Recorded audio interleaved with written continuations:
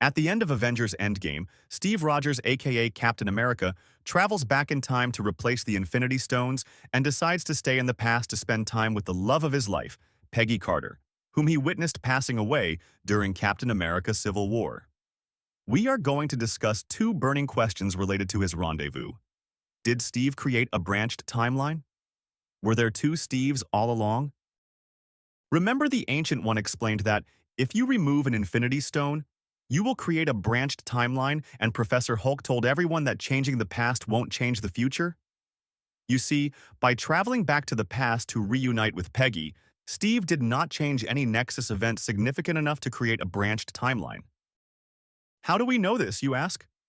The entire second act of Endgame demonstrated that simply changing past events like introducing a Cap versus Cap showdown or Tony meeting his father before he was born do not create branched timelines. We saw that after extracting the Infinity Stones, all the Avengers still returned to the same sacred timeline, aka Earth 616, aka the timeline that Thanos lost. Remember, in 14 million other branches, the Avengers lost.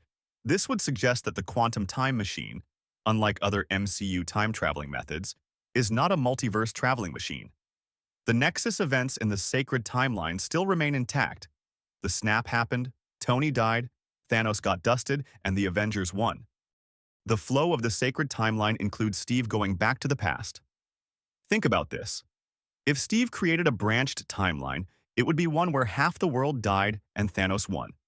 Can you imagine how dark that would have been? Not to mention, he wouldn't be able to travel back to the sacred timeline to chill on the bench.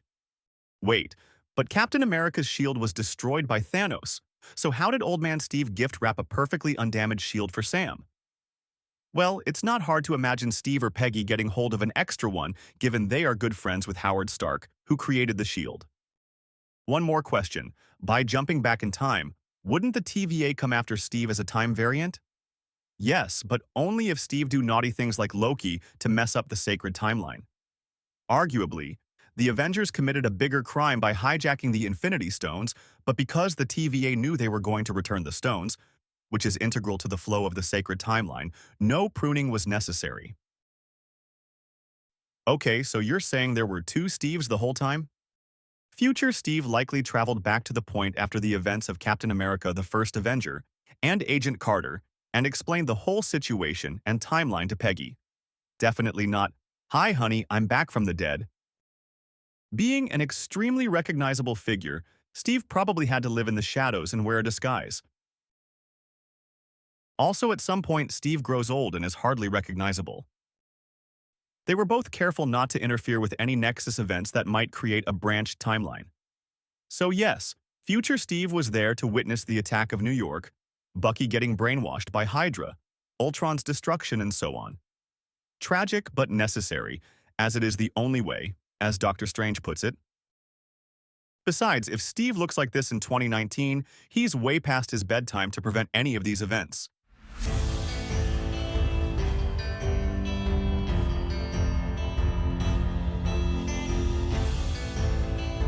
In fact, during the Cap versus Cap sequence, there were 3 Steves.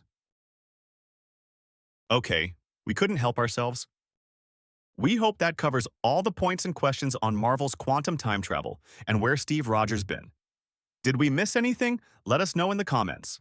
If you enjoyed the video and want more content like this, remember to subscribe to the channel. Thanks for watching.